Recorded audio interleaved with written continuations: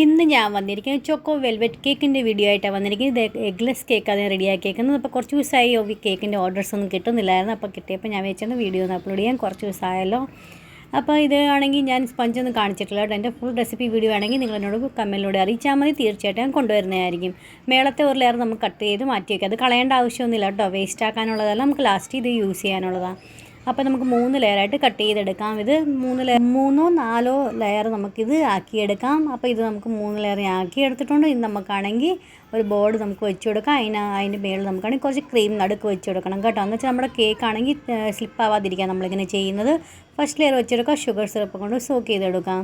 അതിന് ശേഷം നമുക്കാണെങ്കിൽ ക്രീം ഐസിങ് ചെയ്യുന്ന ക്രീമിനകത്ത് ഞാൻ ചോക്ലേറ്റ് ഗനാഷ് ഇട്ട് കൊടുത്തിട്ടുണ്ട്. അത് നമുക്ക് വേണം നമുക്ക് റെഡിയാക്കി എടുക്കാം. നമുക്കാണെങ്കിൽ വെച്ചാൽ ചോക്കോ വെൽവെറ്റ് കേക്കിനാണ് നമ്മളെങ്ങനെയാണ് സ്പഞ്ച് നമുക്ക് റെഡ് വെൽവെറ്റിൻ്റെ വേണ്ടത്. പിന്നെ നമ്മളാണെങ്കിൽ അകത്ത് നമുക്ക് ഫില്ലിങ് വെക്കുന്നത് നമ്മൾ നോർമൽ ചോക്ലേറ്റ് കേക്കിന് ഫില്ലിങ് വെക്കത്തില്ലേ, സെയിം അതുപോലെ തന്നെ വെച്ച് കൊടുക്കേണ്ടത്. അപ്പോൾ അതേതാണ് ഇതുപോലെ ഈ ക്രീമിനകത്ത് ചോക്ലേറ്റ് ഗനാഷ് ഒഴിച്ച് കൊടുത്തിട്ടുണ്ട് കേട്ടോ. അതിന് മേളിൽ കൂടെ നമുക്ക് എക്സ്ട്രാ ചോക്ലേറ്റ് ഗനാഷ് ഇട്ട് കൊടുക്കാം. പിന്നെ ചോക്കോ ചിപ്സ് ഇട്ട് കൊടുക്കാം. ഞാൻ നല്ല തിക്കായിട്ടുള്ള ചോക്ലേറ്റ് ഗനാഷാണ് എടുത്തേക്കുന്നത്. 1:2 റേഷ്യോയിലാണ് എടുത്തേക്കുന്നത്. നിങ്ങൾക്ക് വേണമെങ്കിൽ നമ്മൾ 1:1 റേഷ്യോയിൽ എടുക്കാം. പക്ഷേ അത് ഒത്തിരി ഒലിച്ച് പോകുന്ന പാകമാകും കേട്ടോ. നമുക്കകത്ത് ഫില്ലിങ്ങിനകത്ത് കൊടുക്കണമെങ്കിൽ ഇച്ചിരി തിക്കായിട്ട് ലെയർ വേണം വെച്ച് കൊടുക്കാനായിട്ട്. എന്നാലേ നല്ലൊരു അടിപൊളി ടേസ്റ്റ് കിട്ടത്തേ ഉള്ളൂ. പിന്നെ നമ്മളാണെങ്കിൽ മേളിയാണെങ്കിൽ ഡ്രിപ്പിന് വേണ്ടി ചെയ്യുവാണെങ്കിൽ 1:1 റേഷ്യോ നമുക്ക് ചെയ്യാം കേട്ടോ. എന്നാലേ നല്ലൊരു ഡ്രിപ്പ് നമുക്ക് കിട്ടത്തേ ഉള്ളൂ. അപ്പോൾ ഞാൻ അങ്ങനെ എപ്പോഴും ചെയ്യുന്നത്. അപ്പോൾ നിങ്ങൾക്കാണെങ്കിൽ എപ്പോഴും മനസ്സിലാവുന്നില്ലെങ്കിൽ ഞാൻ പറഞ്ഞുതരാം എങ്ങനെയാണ് ചോക്ലേറ്റ് ഗനാഷ് റെഡിയാക്കേണ്ടതെന്ന് വെച്ചാൽ നമ്മളകത്ത് ഫില്ലിങ്ങിനകത്ത് ചെയ്യുവാണെങ്കിൽ 2 കപ്പ് ചോക്ലേറ്റ് എടുക്കുകയാണെങ്കിൽ 1 കപ്പ് നമുക്ക് വിപ്പിംഗ് ക്രീമോ അല്ലെങ്കിൽ ഫ്രഷ് ക്രീം എടുക്കും. അതിനകത്ത് 1 ടേബിൾ സ്പൂൺ ബട്ടറും ഇട്ട് മെൽറ്റ് ചെയ്ത് ഡബിൾ ബോയിൽ മെത്തേഡിൽ മെൽറ്റ് ചെയ്തെടുത്താൽ മതി. അപ്പോൾ നമുക്കാണെങ്കിൽ അകത്ത് ഫില്ലിങ്ങിനകത്ത് നമുക്കിത് യൂസ് ചെയ്യാം. പിന്നെ ഇത് തന്നെ ക്രീം നമുക്ക് കുറച്ച് ലൂസാക്കി നമുക്ക് വേണമെങ്കിൽ എടുത്തിട്ട് അങ്ങനെയും ചെയ്യാം കേട്ടോ.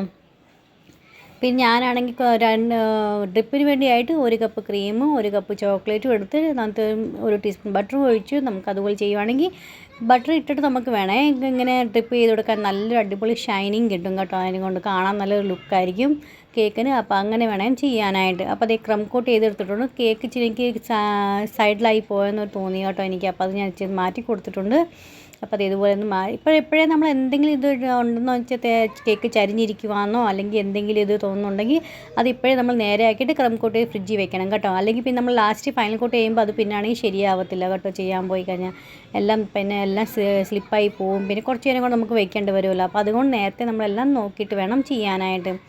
അപ്പോൾ ഞാൻ ഫൈനൽ കോട്ട് ചെയ്യുന്ന അതിനകത്ത് ഞാനാണെങ്കിൽ ചോക്ലേറ്റ് ഗനാഷ് ഒഴിച്ച് കൊടുത്തിട്ടുണ്ട്. അതുകൊണ്ട് നമുക്ക് നന്നായിട്ടത് ഫൈനൽ കോട്ട് ചെയ്യാം. നന്നായിട്ടൊരു ഫിനിഷിങ് ചെയ്യണം കേട്ടോ. നന്നായിട്ട് ഫിനിഷിങ് ചെയ്താലേ ഇതിൻ്റെ ഫൈനൽ കോട്ട് നമുക്ക് കാണാൻ നല്ലൊരു ലുക്ക് കിട്ടത്തേ ഉള്ളൂ. അപ്പോൾ കേക്ക് എപ്പോഴും നല്ലതായിട്ട് ഫൈനൽ കോട്ട് ചെയ്യാനായിട്ട് ശ്രദ്ധിക്കുക. കുറച്ചധികം സമയം എടുത്തിട്ടാണെങ്കിൽ നന്നായിട്ട് ചെയ്യണം. നിങ്ങൾക്ക് തോന്നുന്നുണ്ട് കേക്ക് ക്രീം ഒത്തിരി ഇങ്ങനെ ഫിനിഷിങ് ആവുന്നില്ല അല്ലെങ്കിൽ ഭയങ്കര ഒരു ഇതുപോലെ ഡ്രൈന് പോലെ തോന്നുന്നുണ്ടെങ്കിൽ ഒരു ഇച്ചിരി വെള്ളം ഒന്ന് സ്പ്രേ ചെയ്ത് കൊടുത്താൽ മതി കേട്ടോ. അതിന് ശേഷം നമ്മൾ ഫിനിഷിങ് ചെയ്യുകയാണെങ്കിൽ നല്ല സ്മൂത്തായിട്ട് ഫിനിഷിങ് നമുക്ക് കിട്ടും. പിന്നെ ബോർഡൊക്കെ നന്നായിട്ട് ക്ലീൻ ചെയ്ത് കൊടുക്കുക. അതിന് ശേഷം നമുക്ക് ചോക്ലേറ്റ് ഗനാഷ് ഇതുപോലെ ഒന്ന് ഡ്രിപ്പ് ചെയ്ത് കൊടുക്കാം. മേളിൽ മാത്രം ഡ്രിപ്പിൻ്റെ ആവശ്യമുള്ളൂ കേട്ടോ. സൈഡ് മൊത്തം കവറാവും. അതുകൊണ്ട് സൈഡിലായില്ലെങ്കിലും കുഴപ്പമൊന്നുമില്ല.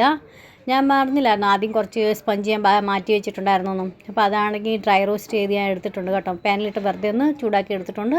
എന്നിട്ട് നമുക്ക് നന്നായിട്ട് അരിച്ചെടുക്കണേ. എന്നിട്ടത് പിന്നെ മേളിയാണെങ്കിൽ ഞാൻ ഇതുപോലെ പ്രിൻറ്റ് ചെയ്യാൻ വൈറ്റ് നമ്മൾ ഗ്ലേസ് ഇല്ല അതിനകത്ത് കുറച്ച് റെഡ് കളർ വിട്ട് കൊടുത്തിട്ടുണ്ടായിരുന്നു. പിന്നെ പെലറ്റ് നെയിം. അപ്പോൾ അതൊക്കെ നമ്മൾ ഇതുപോലെ സ്പ്രെഡ് ചെയ്ത് കൊടുക്കുക. പിന്നെ സൈഡിൽ നമ്മൾ ഞാൻ പറഞ്ഞില്ലേ സ്പഞ്ച് ബാക്കി വെച്ചിട്ടുണ്ടെന്ന് അത് പാനിൽ ഇതുപോലെ ഒന്ന് ചൂടാക്കി എടുത്തതിന് ശേഷം പിന്നെ അരിപ്പയിൽ കൂടെ അരിച്ചെടുത്തിട്ടുണ്ട് കേട്ടോ. അപ്പോൾ സൈഡിലാണ് ഇതുപോലെ ഒന്ന് കോട്ട് ചെയ്തെടുക്കുക. പിന്നെ മേളിലാണെങ്കിൽ ഹാർട്ട് ഷേപ്പിൽ ഗാർണിഷിങ് കുറച്ച് റെഡിയാക്കി വെച്ചിട്ടുണ്ട്. അതും വെച്ച് കൊടുക്കുന്നുണ്ട്. അപ്പോൾ ഇന്നത്തെ വീഡിയോ നിങ്ങൾക്ക് ഇഷ്ടപ്പെട്ടെന്ന് വിചാരിക്കും. ഇഷ്ടപ്പെടുവാണെങ്കിൽ ലൈക്ക് ചെയ്യാനും ഷെയർ ചെയ്യാനും സബ്സ്ക്രൈബ് ചെയ്യാനും മറന്നുപോകില്ല.